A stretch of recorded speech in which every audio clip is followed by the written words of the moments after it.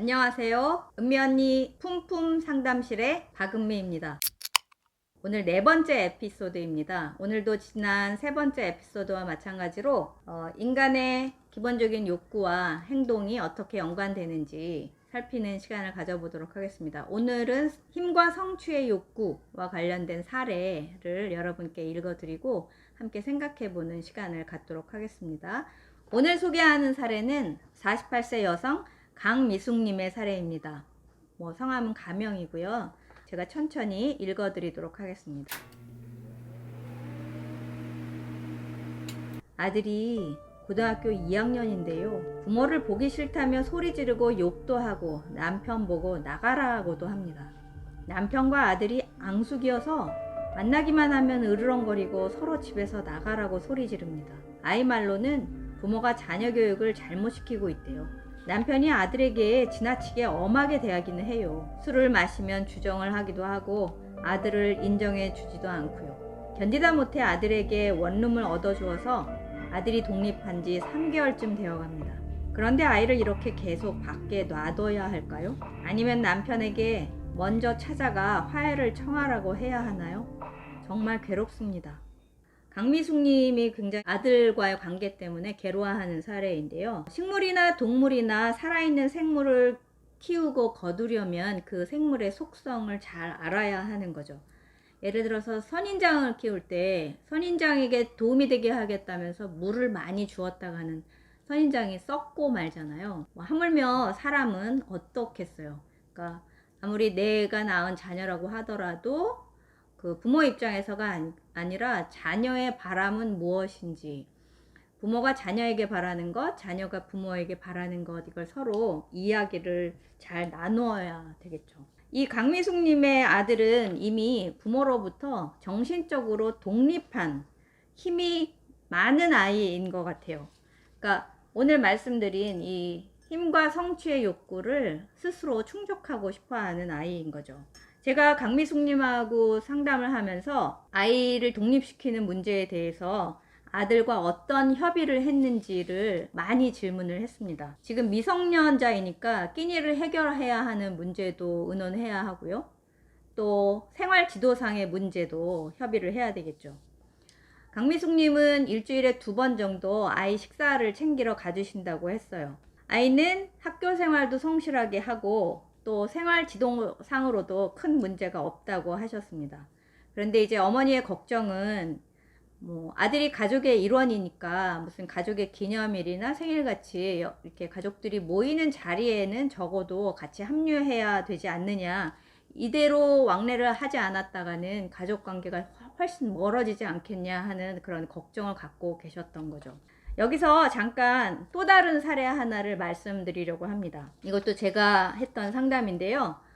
공부를 잘 하던 중학교 3학년 남자아이가 있었어요. 근데 이 아이가 1년이 거의 끝나갈 무렵, 겨울방학이 될 무렵에 가출을 해버린 겁니다. 부모님과 친지들 그리고 담임 선생님이 아이를 어느 곳에선가 찾아서 만나러 가보니까 아이가 어느 항구에서 생선 배달을 하고 있더랍니다. 아이에게 같이 생활하지 못하고 왜 이렇게 사냐 했더니 엄마 아버지가 특별히 나쁘거나 싫거나가 아니고 뭔가 집에 있다가는 숨이 막혀서 죽을 것 같더라고 대답하더래요. 그리고 집에는 돌아가지 않겠다 이렇게 얘기하더랍니다. 제가 만난 부모님은 아주 반듯하고 모범적인 부모분들이셨습니다. 이분들이 보기에 아들이 집에 가지 않겠다, 생선 배달하더라도 그곳에 살겠다 이렇게 이야기를 하니까 정말 억장이 무너지셨겠죠.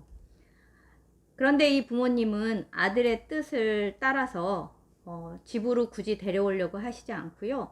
당분간 지방에 있는 한 친척 집에 아이를 두었다가 고등학교를 기숙사가 있는 학교에, 지방에 있는 학교로 진학을 하게 했습니다. 아들은 안정을 되찾았고요. 고등학교 시절 공부를 잘해서 지방에 있는 대학에 입학했다라는 소식까지 저한테 나중에 전해 주시더라고요. 어른들의 가치관으로 보자면 이런 아이의 행동은 이해하기 어려우셨을 것 같습니다. 그러나 아이 입장에서 본다면 이렇게 해서라도 살아야 되겠다라는 생각을 했을지도 모르죠. 그런 아이를 받아들이는 부모님도 참 대단하신 것 같고요. 또 그렇게 해서라도 부모님하고 관계를 유지하려고 하는 아들도 어느 정도는 노력을 하고 있다라는 면에서는 저는 아들이나 부모님 두 분 다 참 좋으신 분들이다, 이렇게 상담을 마무리했던 기억이 납니다. 오늘 말씀드린 강미숙 씨의 사례나 지금 두 번째 지방에서 이렇게 지냈던 그 아들의 사례는 보통 일반적인 가정에서는 대학 가기 전에 뭐 아이를 독립시킨다거나 하는 것을 잘 좀 편안하지 않은 가정, 일반적이지 않은 거라고 평가하곤 하죠. 그런데 강미숙 씨의 아들이나 지금 두 번째 사례의 아들은 자기 스스로의 삶을 일찌감치 독립적으로 하려고 하는 힘과 성취의 욕구가 강한 청소년들의 사례라고 볼 수 있을 것 같습니다. 뭐 이렇게 일찍이 청소년기에 독립을 한다고 하면 계속 충돌할 것이 아니라 서로의 바램을 잘 받아들이면서 그 바람을 어떻게 처리할지를 슬기롭게 대처하셨다는 면에서는 청소년 입장이나 부모들이 모두 다 창의성을 잘 발휘했다, 이렇게 평가할 수 있을 것 같아요. 강미숙 씨와 상담을 하면서 저는 아들의 생활을 주의 깊게 관찰하시되 너무나 전적으로 아들의 그 끼니부터 해서 모든 걸 살펴주시는 것은 좀 삼가하시라고 제안을 드렸던 기억이 납니다. 아들이 너무 밖에서 생활하면서 아무것도 부족한 게 없다면 부모님에게 필요한 것을 요청하는 일도 점점 줄어들겠죠. 남편, 그러니까 아버지와 아들 중간에 끼어서 엄마가 얼마나 고단하게 지내는지도 엄마의 속마음도 좀 아들에게 이야기하시도록 권했던 기억이 납니다. 우리 아이들도 마찬가지인 것 같아요. 나무에 대해서 왜 원하는 시기에 꽃을 피우거나 열매를 맺지 않느냐라고 하면서 그 나무를 잘라버리는 사람은 없을 겁니다. 사람도 마찬가지겠죠.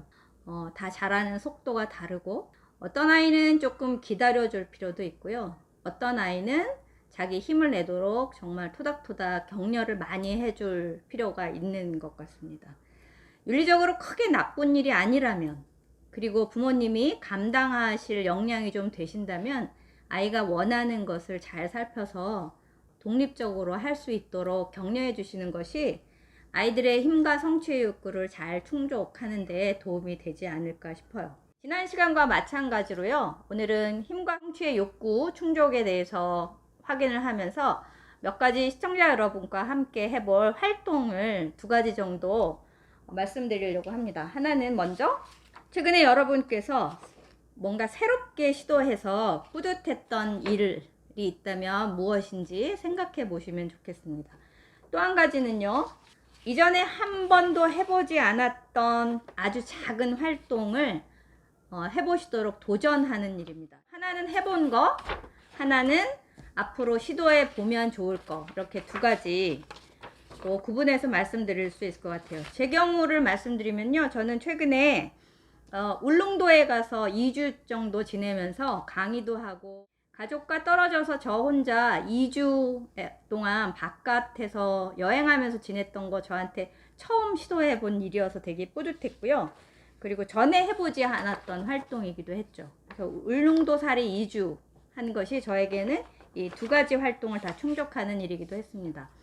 제 얘기를 들으시면서 여러분께서는 어떤 활동이 떠오르셨는지 되게 궁금한데요.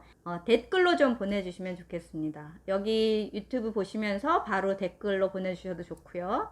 제 이메일로 여러분의 사례와 함께 보내주셔도 좋겠습니다. 우리가 그러면 조금 더 소통하면서 많은 얘기를 나눌 수 있겠죠. 자, 오늘은 힘과 성취의 욕구, 그리고 그것과 관련된 우리의 활동을 알아보는 시간이었습니다. 다음 주부터는 이론, 선택이론과 관련된 이론을 활동으로 함께 나누는 시간을 뭐 두세 번 가져보기로 하겠습니다. 자, 오늘 네 번째 에피소드는 여기까지 하겠습니다. 은미 언니 품품 상담실이었습니다.